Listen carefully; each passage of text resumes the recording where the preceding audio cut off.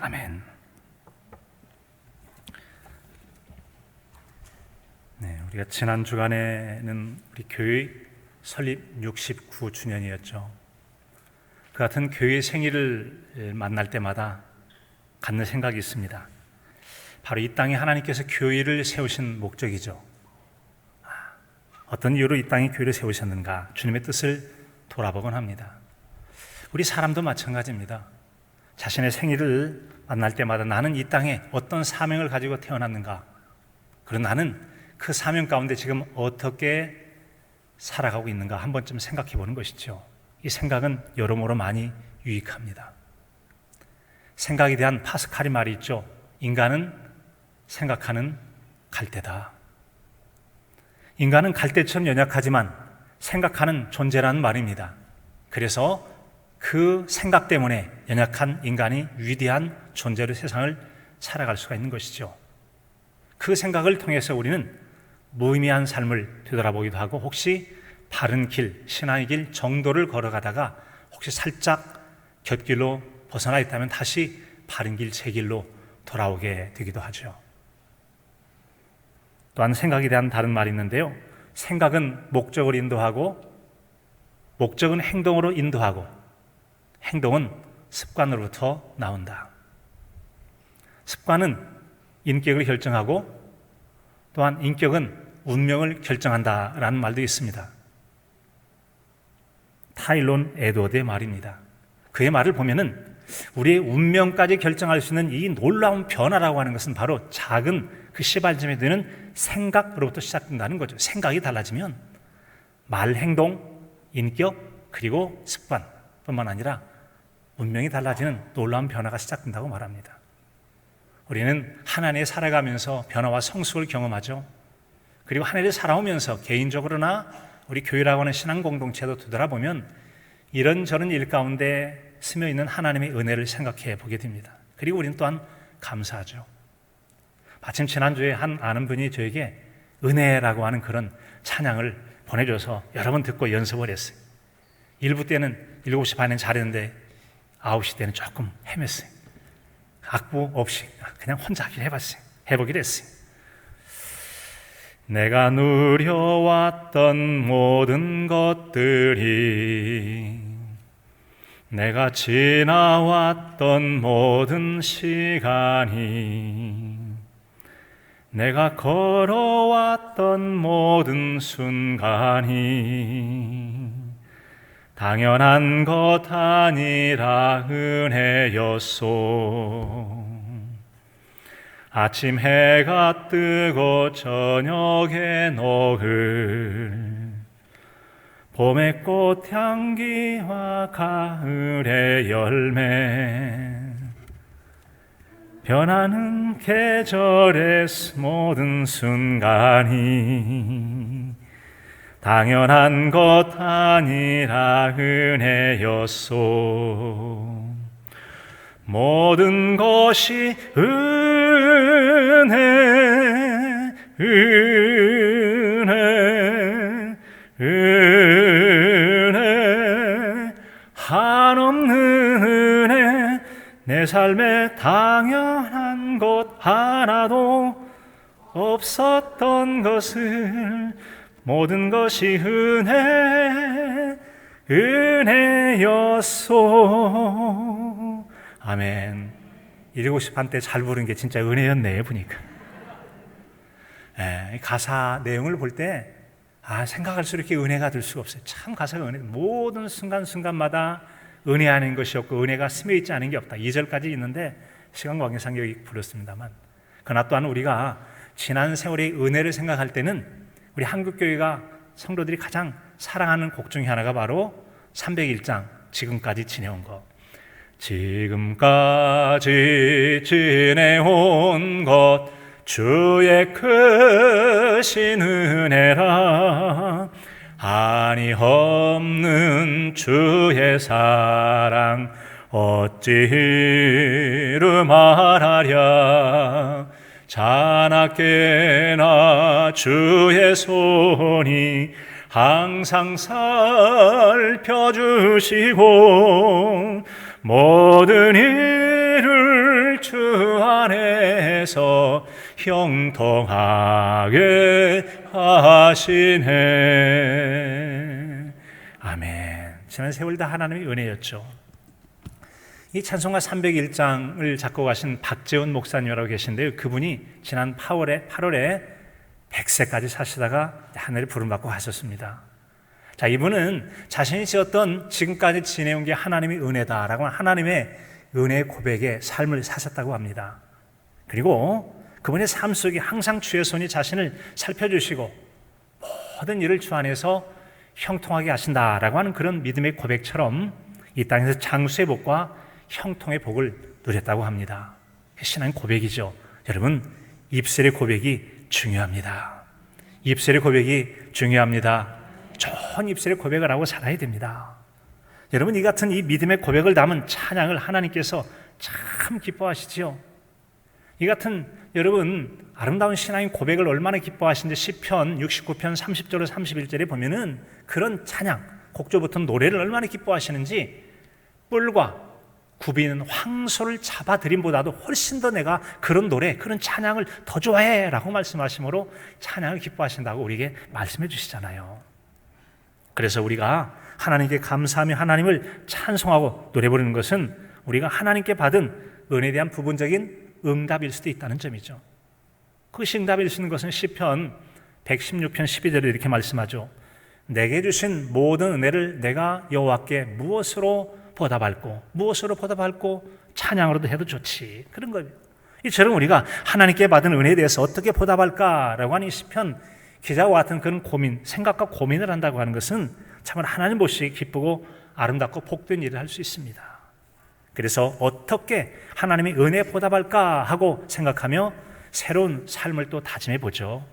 그래서 무엇으로 조금이라도 더 주를 기쁘시게 할까, 이런 꿈을 가지고 이제 내년에 70주년을 맞게 된다면 70주년에는 더욱더 주를 이런 일로 기쁘시게 해봐야지라는 그런 꿈을 가지고 또 한 해를 살아가게 될 것입니다.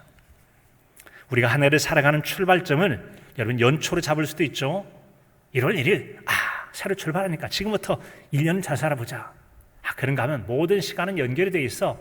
다 새로운 것 모든 게 똑같기 때문에 나는 이 교회가 시작한 교회 출발점으로부터 시작해서 내년까지 1년을 잡아볼 거야 라고 하면 또 이게 1년의 세월이 될 수도 있는 것이죠. 그 한 해를 살아가면서 어떻게 하면 주를 기쁘시게 할까 하고 그 길을 가고자 할 때 우리 하나님께서는 바로 우리를 하나님 말씀을 통해서 그 길을 밝히 비춰주십니다. 오늘의 말씀 바로 그런 내용이에요. 자, 오늘의 말씀 첫째는 바로 빛의 자녀들처럼 행하라고 말씀하십니다. 같이 볼까요? 빛의 자녀들처럼 행합시다. 우리에게 빛의 자녀들처럼 행하라고 말씀하십니다. 8절 하반절에 보니까 너희는 빛의 자녀들처럼 행하라 라고 말씀하셨어요. 여러분, 왜 우리는 빛의 자녀들처럼 행해야 됩니까? 이유가 있죠. 또 8절 상반절에 보면은 너희가 전에는 어둠에 있잖냐, 근데 이제는 아니야. 너희는 주 안에서 빛이다라고 말씀하셔요. 너희는 이제 빛이니까 빛답게, 빛의 자녀답게 살아야 되지 않겠느냐라고 말씀하신 거예요. 따라서 우리가 주 안에서 빛이다라고 하는 자기 신념을 확실히 갖는 게 중요합니다. 저와 여러분 모두는 주님 안에서 빛입니다. 내가 빛이라는 그런 확신을 가지고, 그런 신념을 가지고 살아가실 수 있기를 바랍니다.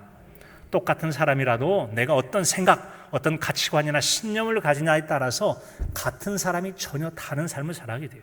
생각 바뀌면 사람 확 바뀝니다. 가치관 바뀌면 바뀌어져 버려요. 자, 그런 일들이 여러분 예수님 만난 후에 생각이 바뀐 삭개오의 인생에서 그의 극적인 변화를 볼 수가 있어요. 바로 누가복음 19장에 보면은 삭개오라는 사람이 있죠. 세리장이었어요. 많은 사람이 손가락질 비난을 당했는데 예수님 만났어요. 내가 오늘 내 집에 하루 묵어야 가겠다. 그러세요. 하는 주님을 집안에 모신 다음에 음식을 준비하고, 그리고는 자기가 스스로 서서 시키지도 않았는데 일어서서 내 재산의 절반을 가난한 사람들에게 나눠주겠습니다. 아니, 그동안 얼마나 모욕과 수치당하면서 모았던 돈인데 그 돈 절반을 가난한 자에게 쓰겠다고? 뿐만 아니라 내가 만약에 불의하게 남의 것을 빼앗으겠다면 4배나 갚겠습니다. 절대 그런 일도 없거니와 그렇게 하지도 않겠다라는 놀라운 변화와 큰 고백 아니겠습니까? 왜 이게 가능했을까요? 삭개오는 예수 그리스도를 만나면서 빛으로 오신 예수님과의 만남이 바로 주 안에서 자신이 빛이라고 하는 자기 존재를 깨닫고 그런 믿음의 확신을 갖게 되면서 달라지게 된 것입니다. 생각이 달라진 거예요. 그런 삭개오의 변화를 예수님도 인정해 주셨어요. 그래서 이어지는 말씀에 보면은 오늘 구원이 이 집에 이르렀으니 이 사람도 아브라함의 자손임이라. 이제 이도 여러분들이 그냥 저는 그 비난의 대상이고 정말 아주 심판 대상이라고 생각했던 그도 구원받은 아브라함의 대상이라고 자손이라고 말씀해 주시는 거예요. 그리고는 이 삭개오와의 만남 그리고 그의 변화에 대해서 주님도 얼마나 마음이 뿌듯하셨는지 이런 말씀하시죠. 이런 말씀하세요. 인자가 온 것은 잃어버린 자를 찾아 구원하려 하심이라.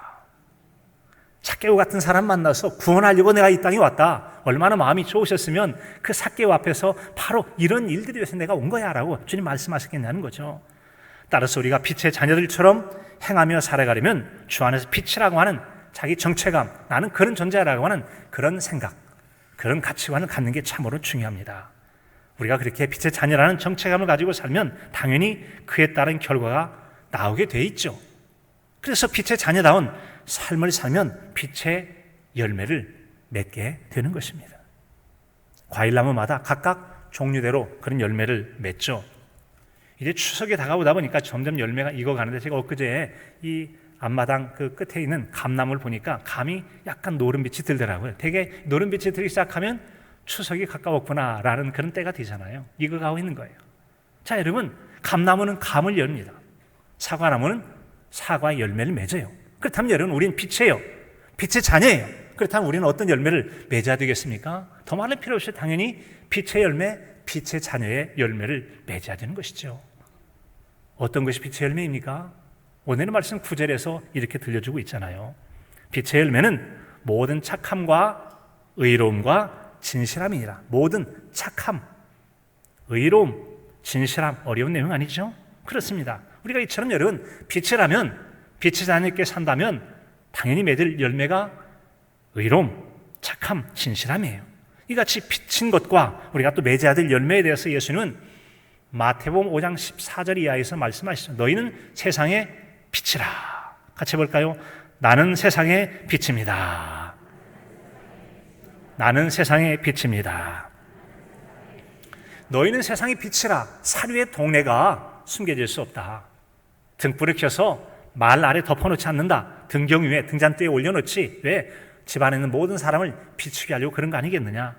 이같이 너희 빛이 사람 앞에 비치게 하여 모든 사람들로 하나님 아버지께 영광을 돌리게 하라. 너희의 착한 행실을 보고 하나님 아버지께 영광을 돌리게 하라고 말씀하고 계십니다. 우리에게 너희는 빛이니까 빛을 비춰라 라고 하는 이 빛을 비추다라는 얘기는 결과적으로 착한 행실을 세상 사람에게 나타내 보이라고 하는 것이지요.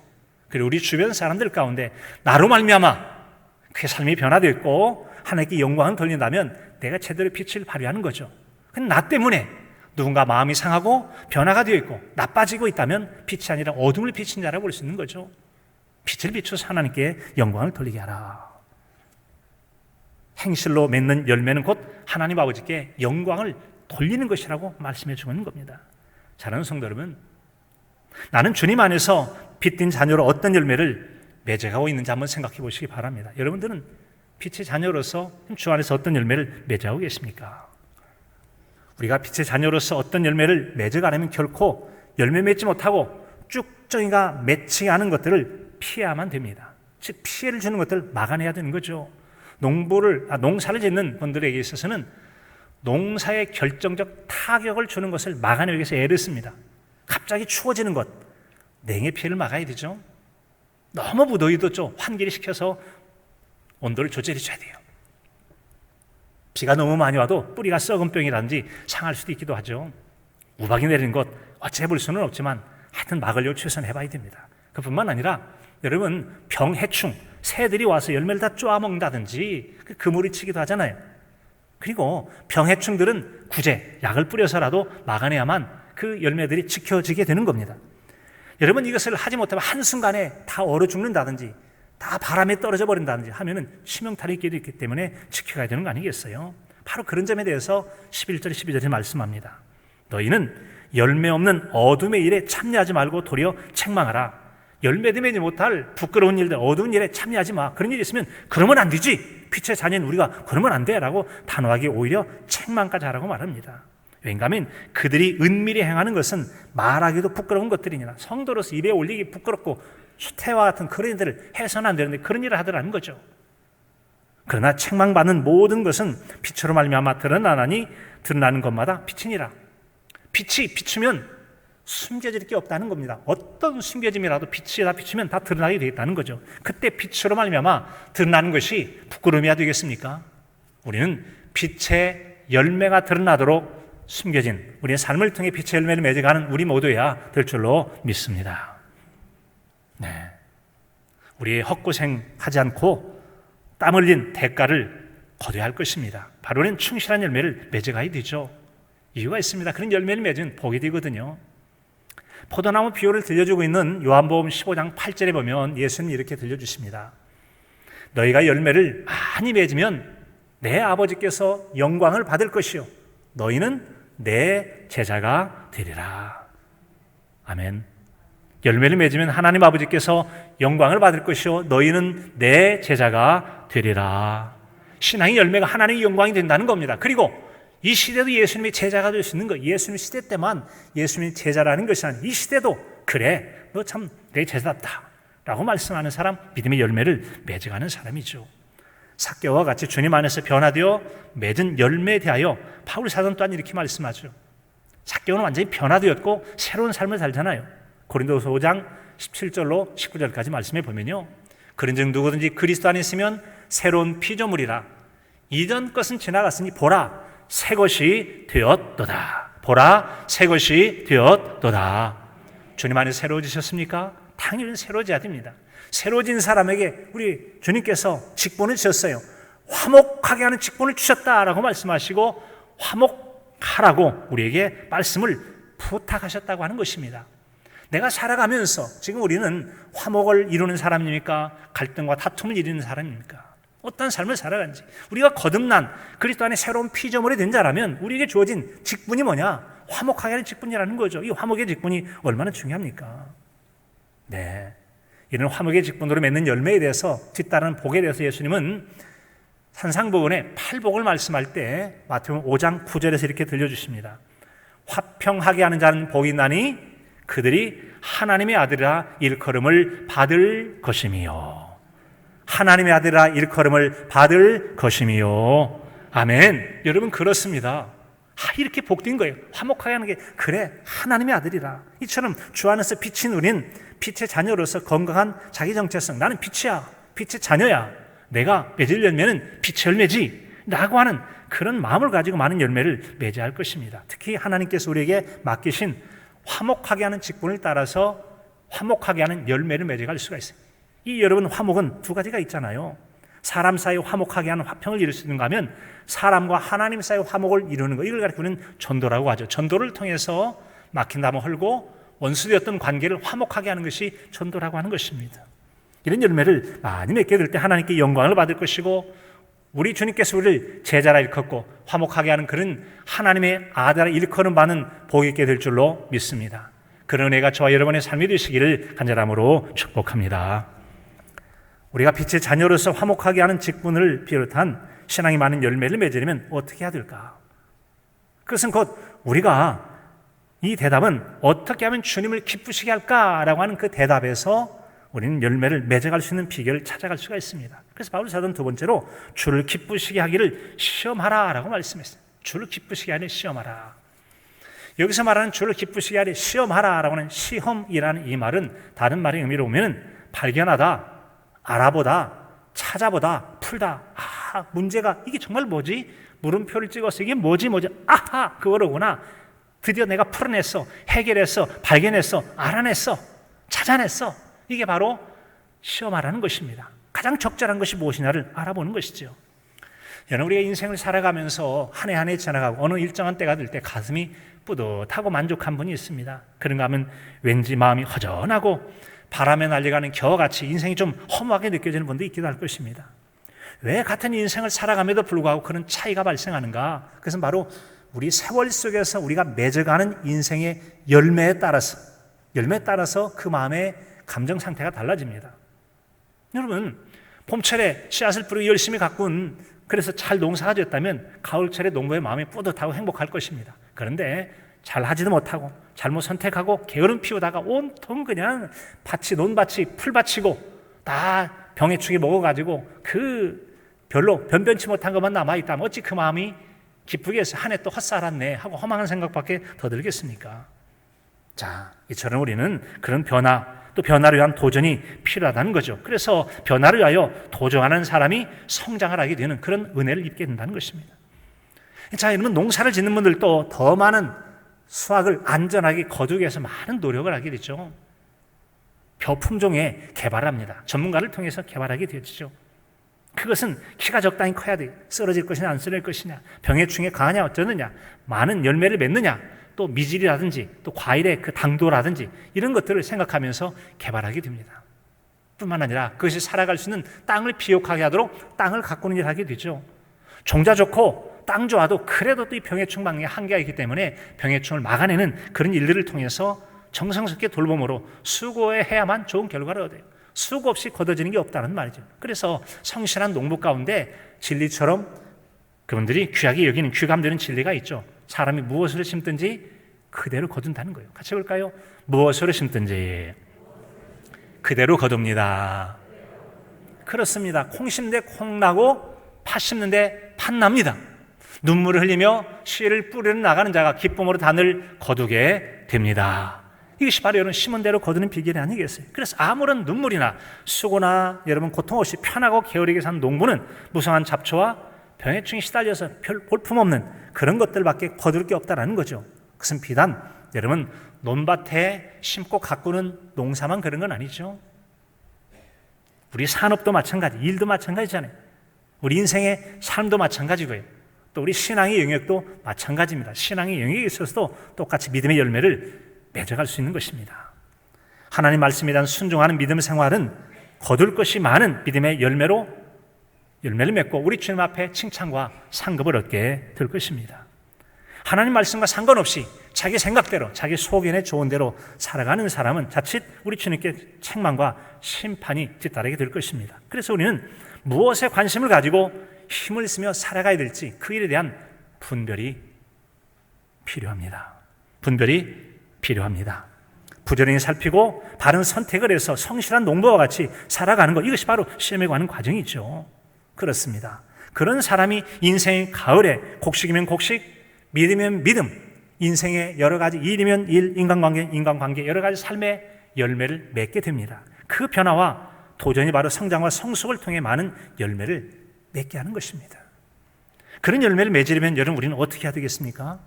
간단하죠. 바로 빛의 자녀로서 주님의 기쁨을 위하여 노력해야 되는 것입니다. 노력해야 되는 거죠. 그 노력을 성경에서는 바로 주를 기쁘시게 할 것이 무엇인가 시험하여 보라라고 말씀합니다. 무엇이 주를 기쁘시게 하지? 그 기쁘시게 할 그 일을 힘써 보라고 하는 것입니다. 우리는 빛의 자녀이기 때문에 우리가 맺어야 될 농사의 열매는 바로 빛의 자녀다운 신앙의 열매입니다. 주님의 기쁨이 될 열매를 맺는 것이죠. 그런데 우리가 그 열매를 빛의 자녀라 할지라도 가만히 있으면 저절로 맺느냐? 저절로 맺는 법은 없습니다. 애써 수고해야 돼요. 내 손이 수고한 대로 먹을 것이라 내가 복되고 형통하라. 손이 수고해야만 먹습니다. 창세기 2장 19절에도 타락한 인간에게 여러분 내가 이마에 땀을 흘려야 먹을 것을 얻을 것이라고 말씀하셨습니다. 이 땅에는 우리가 살아갈 때 수고해야만 수고의 대가로 무엇인가를 얻을 수 있다는 거죠. 그렇다면 무엇을 어떻게 하면 그렇게 할 수가 있겠습니까? 자, 무엇을 어떻게 하면 그런 좋은 열매를 맺을 수 있겠느냐? 그것은 바로 내가 할 수 있는 것, 내가 잘하는 것, 은사적으로 주께 받아서 잘하는 것, 혹시 내가 주어진 직분 같은 역할들을 통해서 우리는 주를 기쁘시게 하는 일들을 해낼 수가 있을 것입니다. 이런 일들을 위해서 세상에 많은 연구소에서 많은 연구를 하죠. 식품연구소도 있기도 하고 종자연구소도 있기도 하고 생산성 연구하기도 하고 다양하게 나름대로 궁리하고 생각하고 연구를 해서 보다 더 효율적인, 그래서 효과를 극대화하고 같은 수고를 한 많은 결실을 거두는 그런 일들을 위해서 애를 쓰지 않습니까? 그런 노력의 대가로 좋은 결과를 얻게 되는 것입니다. 우리 신앙인들도 신앙생활도 마찬가지예요. 성도들은 각각 재능과 은사, 형편이 다릅니다. 남과 비교할 거 없어요. 각각 다른 환경 속에 살아가거든요. 은사와 재능도 다릅니다. 내가 잘할 수 있는 것, 그래서 내게 주신 하나님의 은혜, 재능, 그 은사가 무엇인지 은사를 개발하거나 발견하는 게 참으로 중요합니다. 같은 신앙의 모범으로서 우리에게 가장 잘 산 모습을 보여주고 있는 최고의 모습이 바로 예수 그리스도 아니시겠습니까? 요한복음 8장 29절에 그렇게 말씀합니다. 나를 보내시니가 나와 함께 계시도다. 나는 항상 그가 기뻐하신 일을 행함으로 나를 혼자 두지 아니하셨느니라. 예수님은 항상 생각이 뭐냐면 어떻게 하면 하나님 기뻐하실까? 하나님 기뻐하시면 해야지. 기뻐하지 않으면 안 해. 하나님 영광 해. 하나님 영광이 안 돼. 안 해. 하나님 뜻 행하고 하나님 뜻이 아니면 안 해. 철저하게 우리 주님께서는 하나님께 초점을 둔 그런 삶을 사셨어요. 그러기 위해서 새벽 5일에 미명에 깨어서 기도하고 밤에 맞도록 기도하시고 하나님 말씀 묵상하시면서 말씀대로 순종의 삶을 사셨죠. 그뿐만 아니라 심지어는 나의 원대로 와오시고 하나님의 뜻대로 되기를 원하나이다. 내 생각과 의도와 목적과 방향성이 있지만 그러나 하나님 뜻이라면 안 하고 하나님 뜻이라면 행하는 것. 심지어는 십자가에 달려 죽으시기까지 철저하게 하나님 뜻 앞에 순종하신 십자가의 길을 가신 예수 그리스도이십니다. 예수는 우리에게 최고의 모범이 되어주십니다. 바로 우리는 그 예수님에게 배워야 될 거예요. 사랑하는 성도 여러분, 주님의 기쁨을 위한 노력을 통해서 자신에게는 어떤 변화가 있습니까? 어떻게 살아가고 계십니까? 우리는 세월 속에 변화를 경험합니다. 세월을 감속에 변화를 경험해요. 긍정적 변화도 있겠고 부정적 변화가 있는데 고린도후서 4장 16절에 보면은 그러므로 우리가 낙심하지 아니하노니 우리의 겉사람은 낡아지나 우리의 속사람은 날로 새롭도다.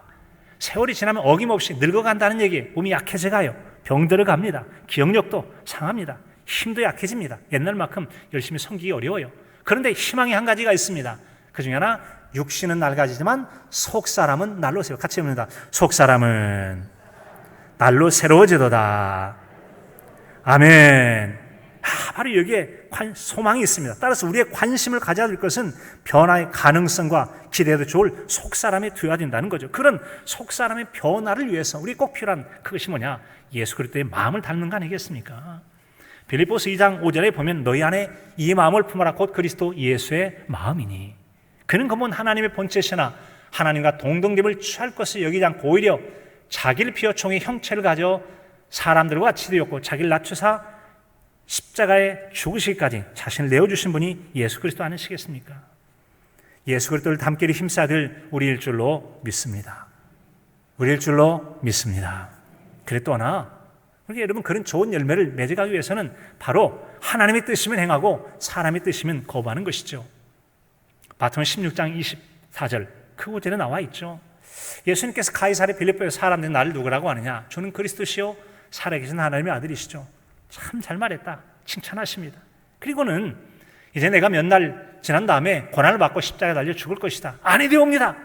아니 되옵니다. 말이죠. 이 일이 결코 죽게 미치지 아니하리이다. 예수님 단호하게 말씀하십니다. 사탄아 내 뒤로 물러가라. 제자랑이 사탄아 내 뒤로 물러가라고 그랬어요. 왜 그랬을까요? 제자를 할지라도 너는 하나님의 일을 생각하지 아니하고 사람의 일을 생각한도다. 너는 나를 지금 넘어지게 하는 자다. 넘어지게 하는 자로서 하나님을 생각하지 않고 사람 일을 생각하면 이거 안 된다는 거죠. 하나님 기쁘시게 하는 방법 뭐냐고요? 하나님의 생각하는 건가? 사람의 일을 생각하는, 하나님 기뻐하실 일을 생각하면 잘 생각한 것이죠. 바로 거기에 답이 있다는 겁니다. 이처럼 하나님의 일을 생각하지 않고 교회를 혼란케 하는 사람들이 있었음을 갈라디아서 1장 6절에 보면 나와 있음을 볼 수 있습니다. 교회 안에서 복음을 변제시키는 사람, 즉 혹은 하늘에서 온 천사라도 우리가 너에게 전한 복음에 다른 복음을 전하면 저주를 받을지어다. 누구든지 너희가 받은 것 외에 다른 복음을 전하면 저주를 받을지어다. 성경은 축복하라고 말하는데 저주를 받을지라고 단호하게 말씀합니다. 일상의 작은 실수나 잘못과 비교할 수 없는, 그래서 복음을 왜곡하고 오히려 성숙한 성도들을, 미성숙한 성도들을 반복음적 행위나 가르침을 통해서 그를 여러분 사망이 빠뜨는 악한 일이기 때문에 그에게서는 단호하게 저주의 대상자라고 선언한 걸 볼 수가 있습니다. 사랑하는 성도 여러분, 우리 모두는 예수 그리스도의 모범을 따라 살아야 될 줄로 믿습니다. 마태복음 20장 28절은 인자가 온 것은 섬김을 받으려 함이 아니라 섬기려 하고 자기 목숨을 많은 사람의 대속물을 주려 함이라고 하는 최고의 모범을 친히 보여주셨습니다.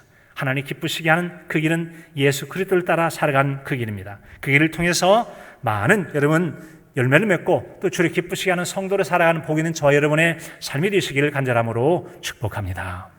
자, 여러분, 그런데 우리 마음 가운데 성도를 기쁘시게 하고 하나님 기쁘시게 하고 열매 맺고 싶지 않은 성도가 어디가 있겠습니까? 근데 문제는 우리 삶이 그 희망과 우리 삶의 자리가 거리가 멀어요. 왜 그럴까요? 바로 그런 점을 생각하면서 왜 그럴까? 왜 그럴까? 그것은 바로 우리가 영적인 잠을 자고 있기 때문에 그렇다는 거죠. 영적인 잠을 자. 그래서 깨어 일어나야 됩니다. 사람이 잠이 들면 감각이 무뎌집니다. 사람이 오는지 불이 나는지 냄새가 나는지 쥐가 기어다니는지 잘 몰라요. 그러나 깨어 있으면 알게 되죠. 보고 듣고 느끼고 알 수가 있어요. 이 같은 깨어남이 중요한데 우리의 깨어남이란 육체적 잠도 있죠. 육체적인 잠에서 깨어나는 것. 항상 깨어 있으면 안 되죠. 적절한 잠과 쉼이라고 하는 것은 우리 건강에도 좋고 또 질병 치유에도 좋고 기억이 안정하게 오래도록 유지되는 데도 도움이 된다고 그래요. 이 쉼을 통해서 놀라운 회복이 많이 일어나는데 여러분, 그러나 영적인 면에서는 잠들면 안 된다는 겁니다. 영적인 잠에서 깨어나라. 영적인 무감감에서 깨어나라는 겁니다. 그래서 이처럼 깨어났다라고 하는 것은 우리에게 주어진 그리고 일어나는 여러 상황들을 적절하게 대처한다라는 의미를 가지고 있는 것입니다. 분별력을 가진 것이죠. 자, 내게 있어서는 나에게 주신 하나님의 사명이 무엇인가 아직 모르는 분이 있을지도 모르겠어요. 내게는 은사가 무엇인지, 내 직분이 무엇이고 내가 힘써야 될 일이 무엇인가, 그래서 우리는 알아차리는 거죠. 깨닫고 그 일에 힘쓰는 사람은 영적인 의식이 깨어있는 사람입니다. 그래서 내가 무엇을 해야 될지를 알고 행하게 되어지는 거예요. 반대로 나는 교회 다니는데 뭘 해야 될지는 모르겠어 라고 난 뭔 잘하는 건지 모르겠네.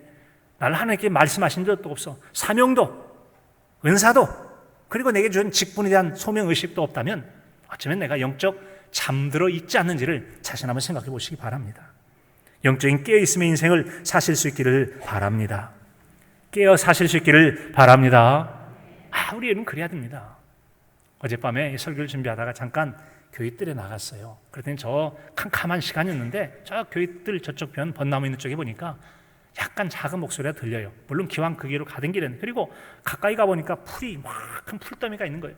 그 화단에 있는 풀을 뽑아낸 것이겠죠. 조금 더 가서 보니까 도른도른 얘기해요. 봤더니 한 집사님이셨어요. 들켰네. 모르게 낮에 덥기도 하고 그러니까 시원한 시간에, 그리고 밤 늦은 시간이었는데 남들 모르게 내가 행하는 게 그냥 조용히 하려고 했는데 만나게 된 거죠. 쑥스러워하시더라고요. 그러나 좀 남아있는데 딱 끝내고 갈 겁니다. 그분에게는 풀을 뽑아야 될 밭으로 보였던 것이죠. 아무에게나 다 보이는 게 아닙니다. 깨어있을 때 우리의 감각기관이 때로는 보기도 하는 것, 듣기도 하는 것, 느끼기도 하는 것, 알고 깨닫기도 하는 것, 그것을 알고 느끼고 깨닫고 보고 생각함을 통해서 행하는 것, 이것이 바로 우리에게 주어진 깨어있는 영적 삶이 아니고 무엇이겠습니까? 그런 겁니다. 나에게 주어진 은사나 섬기면 거창한 일이 아니어도 괜찮아요. 작은 풀 하나 뽑는 것이고 유리쪽 하나 줍는 것일 수도 있고 흩어진 것 질서를 잡는 것일 수도 있고 내가 누군가를 위해서 기도하는 것이 될 수도 있고 다양하게 내가 행할 수 있는 은사나 또 주어진 특별한 그런 하나님의 부르심이 있잖아요. 자신 잘했을 때 은사가 있다면 또 내게 주어진 직분이 있잖아요. 이런 것들을 통해서 우리는 얼마든지 그런 일들을 감당해낼 수 있다는 점이죠. 미국 서부 개척 시대 때 있는 일이라고 합니다. 그 당시 주요 교통수단이 마차였는데 역마차 타고 갈 때 1등석, 2등석, 3등석이 있답니다. 당연히 값이 다르겠죠. 요금이 달라요. 그런데 이 만약에 역마차가 가다가 중간에 문제가 생기면 등급에 따라 사람들이 태도가 다르다. 1등급 그대로 앉아 있어서 언제 고치거나 하고 그대로 안에 앉아 있다는 겁니다. 2등급에 있는 사람은 뭐가 고장난 거요? 하고 가서 구경을 한다는 거예요. 구경뿐이라는 거예요. 3등급은 그거요 이렇게 하면 좋겠네 하고 직접 고치는데 참여를 하더라는 거죠. 그래서 역마차를 오는 사람 여러분 3등급에 탄 사람이 누군가를 보고서 그런 사람이야말로 이런 사람이 내가 어렵더라도 내게 도와줘서 내가 목적지에 가는데 도움이 되겠구나라고 하는 그런 사람으로 발견할 수 있다고 하는 것이죠. 이처럼 여러분 삶의 자세가 다르대요. 어떤 분은 빗대어서 이렇게 말씀하죠. 교회에도 세 종류의 신앙이 있다고 말합니다. 어떤 종류는 가만히 앉아서 맨날 이렇게 해주세요 저렇게 해서 대접받기만 좋아하는 그런 성도가 있대요. 그런가 하면 일에도 기웃가고 구경만 하는 분, 잘하잖아 그냥 구경만 하는 분이 또 어떤 분은 팔 걷어붙이고 이런 일은 저런 일은 구전 일인지 간에 나서서 힘써 행하는 그런 봉사자, 섬김자, 내가 무엇을 해야 될지 알고 사명을 가지고 잘할 수 있는 은사를 가지고 또 섬김에 주님 닮은 섬김의 모습으로 섬겨가는 그런 모습이 있더라는 것이죠. 있다는 거예요. 바울 사도도 그런 삶에 대해서 자신의 사명을 발견하고 목숨을 걸고 달려가지 않습니까? 사도행전 20장 24절에 보면은 내가 달려갈 길과 주 예수께 받은 사명 곧 하나님의 은혜 복음 증거하는 일을 마치려면 나의 생명을 조금도 귀한 것으로 여기지 아니하노라. 네, 그런 삶을 살았다는 거죠. 사랑하는 성도 여러분, 나는 죽은 자들과 함께 자고 있지 않는지, 영적 잠에서 깨어났다면 지금 깨어서 어떻게 살아가고 있는지 한번 자신을 돌아보시기 바랍니다. 자신의 사명을 지금 깨닫고 있습니까? 알고 계십니까? 자기 은사가 무엇인지 알고 또 행하고 계십니까? 내게 주신 직분으로서의 역할들이 무엇인지 망각하고 있지는 않으십니까? 알고 있다면 그렇게 행해야 할 것입니다. 그럼 통해서 우리는 주를 기쁘시게 하는 성도, 그것을 알아가고 찾아가는 것이 시험하는 것이고 발견한 다음에 행하는 것이 주를 영화롭게 하는 성도의 삶이 아니겠습니까? 이런 찬양이 있죠. 나 주님의 기쁨 되기 원하네. 내 마음 새롭게 하소서. 세부대가 되게 하여 주사 주님의 빛 되게 하소서. 내가 원하는 한 가지 주님의 기쁨이 되는 것, 내가 원하는 한 가지 주님의 기쁨이 되는 것, 겸손히 내 마음 드립니다. 나의 모든 것 받으소서. 나의 마음 깨끗게 씻어주소서. 주의 길로 행하게 하소서. 내가 원하는 한 가지 주님의 기쁨이 되는 것, 내가 원하는 한 가지 주님의 기쁨이 되는 것. 아멘. 예수님처럼 어쩌면 하나님 기쁘시게 할까? 주님의 기쁨이 되는 삶을 살아보자고 하는 것입니다. 우리 모두는 흠도 많고 허물도 많고 죄도 많습니다. 그럼에도 불구하고 언제나 우리는 하나님의 은혜 가운데 살아갑니다. 은혜의 빛을 비춰주심으로 우리가 빛된 존재를 알고 빛의 자녀로 살아가기를 하나님은 기대하고 계십니다. 하나님의 기대처럼 많은 빛의 열매를 맺어가는 우리이기를 소망합니다. 그렇게 우리가 열매를 맺으면 하나님께 영광을 받으시고 우리를 제자라고 일컬어 주신다고 했잖아요. 그런데 그런 삶을 살기는 원하는데 잘 왜 해야 될지, 무엇을 해야 할지 모르는 경우가 있어요. 그때가 바로 영적인 잠에 들을지 모르니까 깨어 일어나고 나를 깨워주소서, 알게 하소서, 보게 하소서, 느끼게 하소서, 깨닫게 하소서, 행할 수 있는 힘과 능력을 주소서. 우리가 내년 이맘때쯤이 되어지면 70종이 되었을 그때쯤이 되었을 때는 하나님 지난 1년 동안 제가 이런 삶을 통해서 깨어 있었고 시험하에 분별했고 내가 살아가야 될 삶의 의미와 가치와 소명과 은사를 발견하고 그렇게 살아서 이런 열매를 남겼습니다. 영광 받으셔서 제자리 여겨주셔서 하나님께 그런 열매를 드려 칭찬과 상급 있는 복 있는 저 여러분의 신앙의 삶이 되시기를 간절함으로 축복합니다.